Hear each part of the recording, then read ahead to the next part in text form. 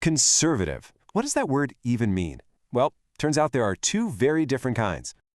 See, the label gets thrown around a lot, but lumping everyone together is a big mistake. We're talking about two totally separate worlds, cultural and theological, and this distinction is everything.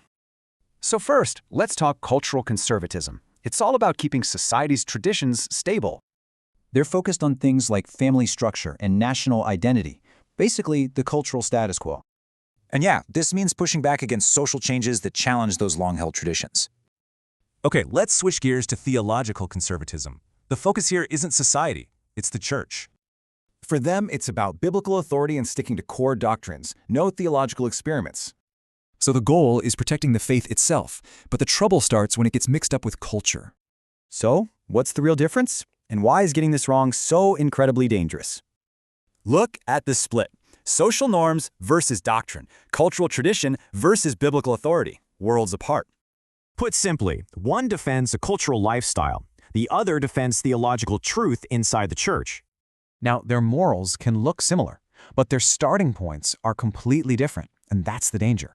Because when you mix them up, cultural baggage like racism or misogyny gets wrongly defended as theology.